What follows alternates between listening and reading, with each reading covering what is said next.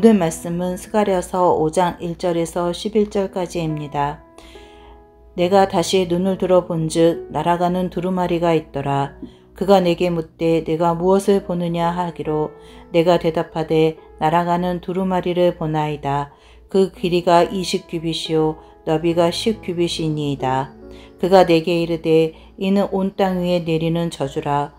도둑질하는 자는 그 이쪽 글대로 끊어지고 맹세하는 자는 그 저쪽 글대로 끊어지리라 하니 만군의 여호와께서 이르시되 내가 이것을 보냈나니 도둑의 집에도 들어가며 내 이름을 가리켜 망령되이 맹세하는 자의 집에도 들어가서 그의 집에 머무르며 그 집을 나무와 돌과 아울러 사르리라 하셨느니라 하니라.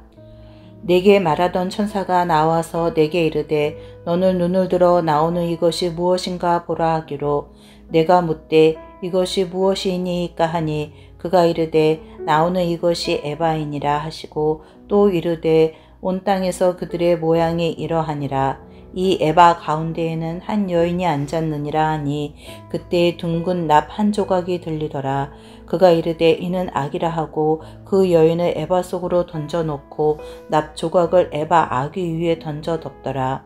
내가 또 눈을 들어 본즉 두 여인이 나오는데 하계 날개 같은 날개가 있고 그 날개에 바람이 있더라. 그들이 그 에바를 천지 사이에 들었기로 내가 내게 말하는 천사에게 묻되 그것이 에바를 어디로 옮겨가나이까 하니 그가 내게 이르되 그들이 신할 땅으로 가서 그것을 위하여 집을 지으려 함이니라.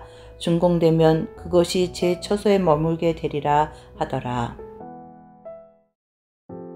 스가랴 선지자는 두 가지 환상을 보게 됩니다. 하나는 두루마리가 날아가고 있는 환상입니다. 그 두루마리 안에는 저주가 적혀 있습니다. 그 저주는 온 땅 위에 내리는 저주라고 합니다. 구체적으로 저주를 받을 자들이 나오는데 둘입니다. 도둑질하는 자와 맹세하는 자입니다. 도둑질은 십계명에서도 금지하신 행위이죠. 율법에서도 많이 강조했습니다.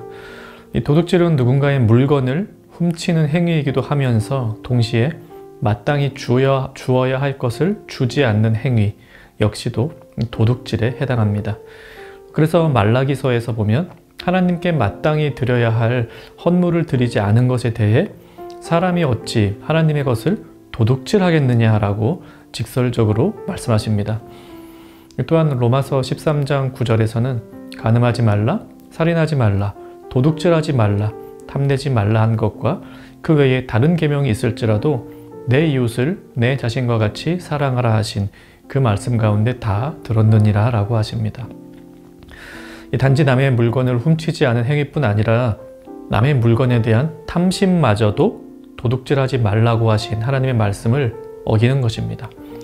이 율법을 주신 하나님은 이웃을 사랑하기를 원하시는데 우리는 이웃이 가진 것을 탐하고 욕심내며 그들을 미워하고 경쟁 상대로 여기기에 이릅니다. 실제로 이웃의 물건을 도둑질하지 않았더라도 그것은 율법을 주신 하나님의 마음을 어기는 것입니다.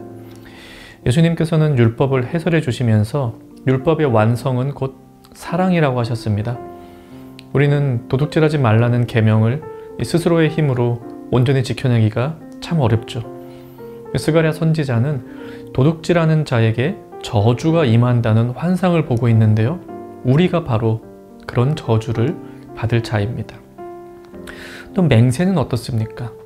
이 본문에는 맹세하는 자가 저주를 받을 것이다 라고 하는데요. 세번역 성경에 보면 거짓으로 맹세하는 자들에게 저주가 임한다고 번역합니다. 이 맹세에 대해서도 예수님은 분명한 가르침을 주셨습니다. 사람들은 맹세하고 나서 다 지키면 되지 하는 생각으로 살고 있었습니다. 예수님은 그렇지 않다고 하셨습니다. 나는 너희에게 이르노니 도무지 맹세하지 말라 이렇게 말씀하셨습니다. 사람들이 보통 맹세를 할 때에는 자기보다 크고 높은 것을 두고 맹세를 합니다. 하나님의 이름으로 예루살렘 성전을 걸고 혹은 자신의 생명을 두고. 그러나 예수님은 그렇게 하지 말라고 하셨습니다. 왜냐하면 우리는 맹세한 것을 다 지키며 살 만큼 신실하지 못하기 때문입니다. 그렇게 되면 우리의 맹세는 허무할 수밖에 없고 하나님의 이름을 걸고 한 맹세마저도 거짓으로 끝나게 됩니다. 그래서 주님은 너희는 예 할 때에는 예라는 말만 하고 아니요 할 때에는 아니요라는 말만 하여라. 이보다 지나치는 것은 악에서 나오는 것이다 라고 하셨습니다. 이것이 스가랴 선지자가 먼저 본 환상입니다. 요약하면 두루마리에 쓰여 있는 저주는 도둑질하는 자와 맹세하는 자들을 향하는 저주인데 사실 그것은 우리 모두를 향한 것이었습니다. 그래서 환상을 보여주는 천사는 그 두루마리가 온 땅 위에 내리는 저주라고 하였습니다. 누구도 이 저주를 피해갈 자가 없습니다. 이제 5절 이하에서 다음으로 스가랴 선지자가 보는 환상은 곡식을 담은 뒤주입니다. 그 뒤주의 뚜껑을 열고 안을 들여다보니 한 여인이 앉아 있는데요. 환상을 보여주는 천사는 그 여인은 곧 죄악의 상징이라고 말해줍니다. 우리가 늘 먹는 곡식 가운데 죄악이 앉아있는 모습입니다. 그래서 마치 우리가 늘 죄악 가운데 살고 있다는 것을 말해주고 있습니다. 그런데 계속되는 환상에서 하나님께서 그 곡식 가운데 앉아 있었던 그 악을 제거해 버리십니다. 이 악을 들고 신할 땅으로 옮겨 버리십니다. 신할 땅은 곧 바벨론을 의미합니다. 바벨론은 구약 성경에서 우상 숭배와 악의 중심지를 나타냅니다. 즉 우리 안에 자리 잡고 있었던 죄악을 멀리, 아주 멀리 제거해 버리실 것을 말씀하십니다. 이것이 오늘 본문에서 스가랴 선지자가 본 두 가지 환상입니다. 두 가지 환상 요약하면요. 이 땅에 사는 우리는 죄악으로 가득한 인생을 살면서 하나님의 저주를 받아 마땅합니다. 하지만 하나님께서 우리 안에 있는 죄악을 제거해 주십니다. 그래서 우리는 깨끗하게 된다라고 하는 그 사실을 보여주는 것이 오늘 이 본문의 내용입니다. 스가랴가 본 이 환상 오늘 우리에게 그대로 적용되지요. 여전히 곡식 가운데 죄악이 앉아있는 모습처럼 밤과 낮으로 죄악과 가까운 삶을 사는 것이 우리의 모습입니다. 행동으로는 도둑질도 안 하고 허튼 맹세도 안 하며 살지 모르겠지만 마음속으로는 그러한 율법을 주신 하나님의 사랑을 담아내지 못하는 것이 우리입니다. 그래서 우리 스스로 저주를 면할 수 없습니다. 하지만 하나님께서 우리 안에 있는 죄악을 멀리 보내시고 우리를 거룩하게 만들어 주십니다. 하나님의 저주에서 벗어나 그분의 자녀 삼아 주십니다. 그리스도께서는 우리의 죄악을 도말하셨고 지금도 우리 안에서 역사하시는 성령 하나님께서 우리 안에 있는 죄악을 날마다 제거해 주십니다.